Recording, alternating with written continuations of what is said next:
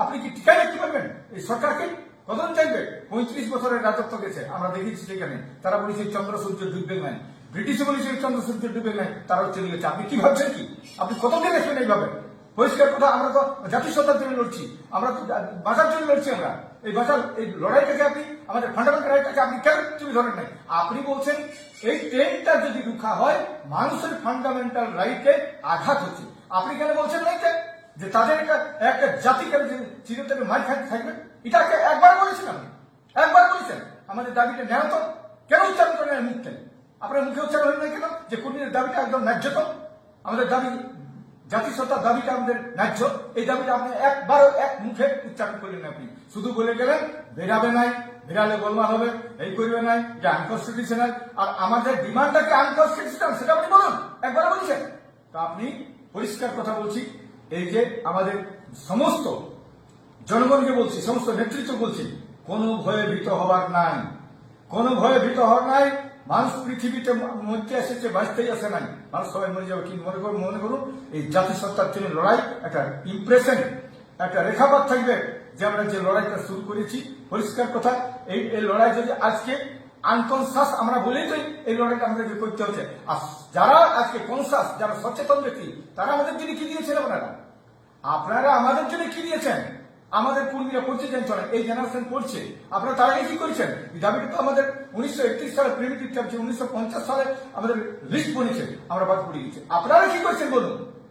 আজকে ভারতবর্ষে যদি জঙ্গলের হাতির জন্য, রক্ষার জন্য, আজকে জঙ্গলে বাঘের জন্য পশু নিবারণ আইন যদি হতে পারে, তাহলে কুর্মীদেরকে রক্ষা করার জন্য কোনো আইন তৈরি হতে পারে নাই? কেন করেন আপনারা? এটা দোষী কে, দায়ী কে? সম্পূর্ণ ইউর রেসপন্সিবল ফর দ্যাট। আপনারা এই বিষয়টাকে তুলে ধরেন আমাদের কাছে। আমরা সরকারের কাছে বলেছি, বারবার বলেছি, এর আগেও রেল টেকা করেছি। আর আপনারা বলছেন ভায়োলেশনে যাবেন নাই, রেল টেকা অমুক তুসু, আমরা জানি নাই, আমরা তো জানিছি। আর আপনি এইবারের যে রাইট, এইবারে যে কোর্টের বিষয়টা আপনি আমরা আন্ডারটেকিং যেটা, সেটা আপনারা কেন পড়েন নাই? সেটা আপনারা কেন অ্যাভয়েড করে গেছেন? এখানে পরিষ্কার 6 নম্বরে পরিষ্কার লেখা আছে, আমরা যেটা আমরা কি বলি, the Samaj has already undertaken that they will not breach law and order. আমরা বলেছি, এটা আপনি কেন তুলে ধরেন নাই? আমরা বলেছি যদি কোনো এমার্জেন্সি থাকে সেই লোকটাকে দরকার হলে আমরা ট্রিটমেন্ট করার জন্য ব্যবস্থা করি, তার জন্য অ্যাম্বুলেন্সে যাবো। কিন্তু আপনার কেন বলেন নাই এই কথাগুলো? এটা তো আপনি আমাদের চিঠি দিয়েছিলেন, এসপি চিঠি দিয়েছেন, তার ভিত্তিতে আমাদের ওখানে বলা হয়েছে, সেটা আপনি কেন তুলে ধরেন নাই? এখানে আপনি এটাকে অ্যাভয়েড করছেন, আপনি নিজের মতন করে করছেন। পরিষ্কার কথা, সরকার বাঁচাবেন, হারতাল নির্বাচনে, প্রমোশন নির্বাচনে আপনি করছেন এগুলো। পরিষ্কার কথা, এখানে পরিষ্কার লেখা আছে, it's self the duty of the Samaj to act in accordance with the undertaking given in the communication dated 12/9/2025। এটা আপনি কেন তুলে ধরেন নাই?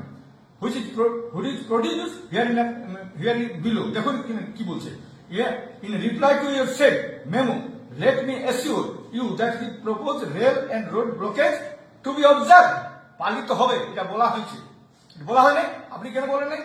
To be observe by the said Samaj will not make any harm to medical and emergency services. বলেছি তো আমরা, এটা তো আপনি দেখেন নাই, এটা আপনি বলেছেন।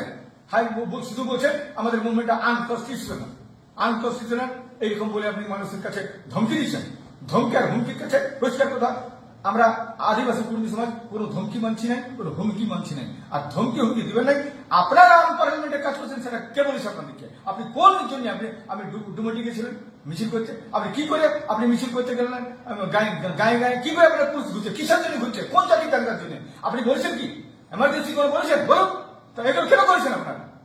প্রত্যেকটা লোককে বলছেন এইখানে কোন দোকানে কোন বসার নেতাটা একে বসতে দিবে না, এটা বলার অধিকার আছে আপনার লোক বোঝায় বলেছে এখানে।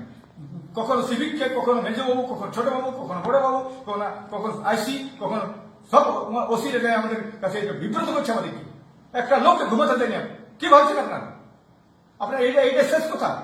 আর যত কিছু যদি কোনো কিছু হয়, আজ সম্পূর্ণ দায়ী থাকছে পুরুলিয়ার এসপি।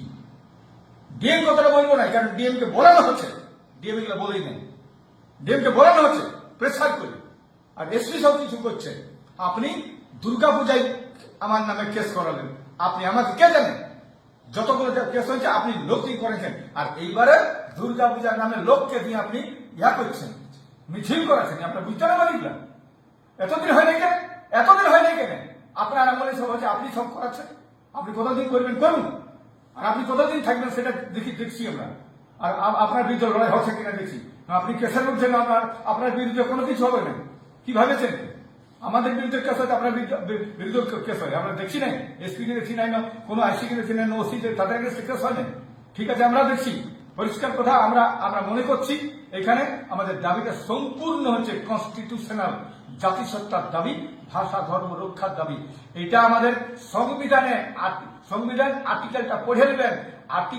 ভারতবর্ষের সংবিধানের আর্টিকেল 29-এ কি বলেছে?